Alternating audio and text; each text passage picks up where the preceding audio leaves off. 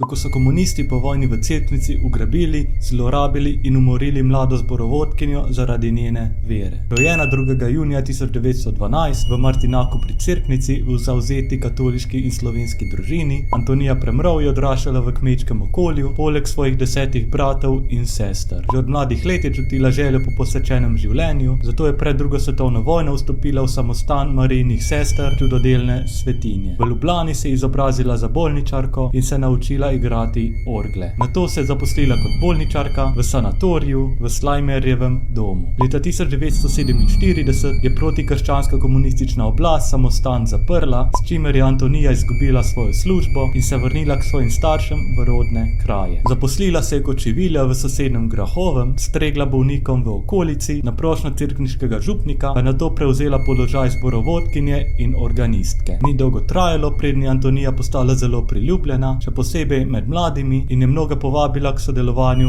v skupnosti. To je novo komunistično oblast zelo motilo, saj so sovražili vse, kar je bilo Slovencem sveto, ter vse, ki so gojili vero in slovenski način življenja. Na prazniku vseh svetih leta 1948 so komunistični huligani v njeno hišo metali kamenje, s čimer so jo želeli prestrašiti. Za božič istega leta pa je nekdo po standardni komunistični praksi ukradel lastnino, in sicer partituro, ravno ko je želela igrati pri sveti maši. V začetku leta 1949 so na partijskem sestanku razpravljali, kaj naj naredijo z Antonijo, ker je imela velik vpliv na versko življenje in še posebej mlade v Cerknici. Tako je UDBA, jugoslovanska tajna služba, v petek 14. januarja 1949 Antonijo, ki je bila na poti na pevske vaje, v Cerknici pričakala z avtomobilom, v katerega so jo prisilno porinili. Antonija je bila nato več dni strani komunistov mučena, spolno zlorabljena in končno umorjena ter vržena v Cerkniško jezero. Njene ostanke so našli šele avgusta leta 1951, in sicer prepoznali so jo po verižici,